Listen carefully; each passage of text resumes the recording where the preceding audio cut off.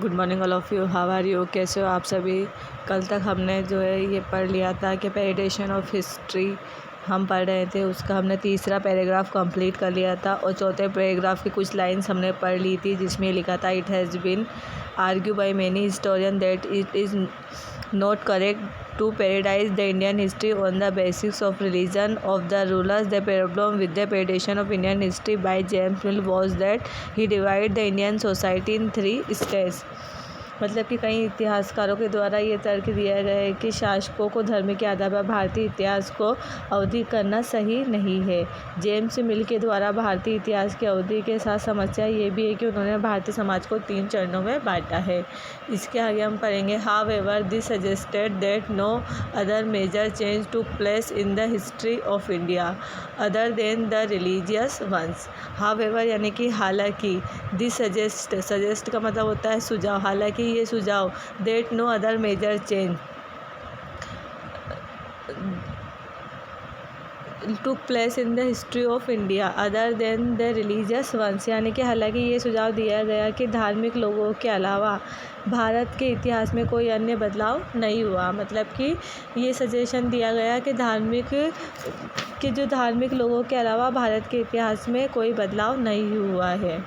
During the Muslim and British there were thousand of Hindu and Muslim princely state, यानी कि जब during the Muslim and British, यानी कि जब मुसलमानों और ब्रिटिश थे, there were thousand of Hindu and Muslim princely state, यानी कि मुस्लिम और अंग्रेज़ों के समय वे हज़ारों हिंदू और मुस्लिम रियासतें भी थी। स्टेट प्रिंसली स्टेट मतलब कि रियासतें।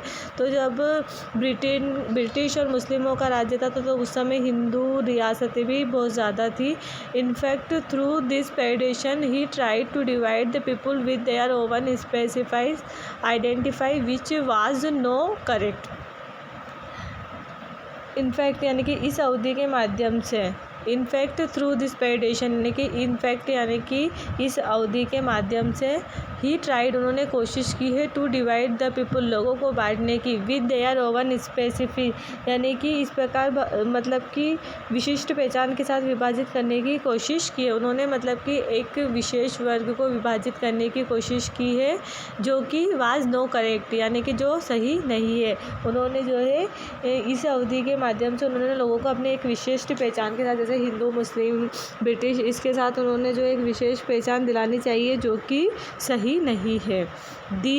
Thus the Indian scholar later classified Indian history into ancient, medieval and modern, but this classification has its own problem. The Indian scholar, इस प्रकार जो भारतीय विद्वान रहे हैं, लेटर यानी कि बाद में, क्लासिफाइड यानी कि उन्होंने जो है क्या किया है, क्लासिफाई किया है, इंडियन हिस्ट्री को बांटा है इनटू एनिशिएंट यानी प्राचीन, मेडिवल मतलब मध्य और मॉडर्न मतलब आधुनिक। तो इसके बाद जो भारतीय विद्वान हुए हैं उन्होंने भारतीय इतिहास को 3 भागों में बांट दिया, प्राचीन, मध्यकालीन और आधुनिक। लेकिन बट मतलब किंतु classification has it oven problem, लेकिन इस वर्गीकरण की भी कुछ अपनी समस्याएं थी। इस वर्गीकरण में भी कुछ समस्याएं थी। तो हमने अभी तक ये पढ़ लिया है कि जो जेम्स मिल है उन्होंने भारतीय इतिहास को 3 भागों में बांट दिया था, हिंदू, मुस्लिम, ब्रिटिश। तो वो भी गलत था क्योंकि जिसका राजा का शासन रहता था तो उसका ही राज्य रहता था। तो इस तरह धर्म के आधार पर जो है क्लासिफिकेशन नहीं किया जा सकता है।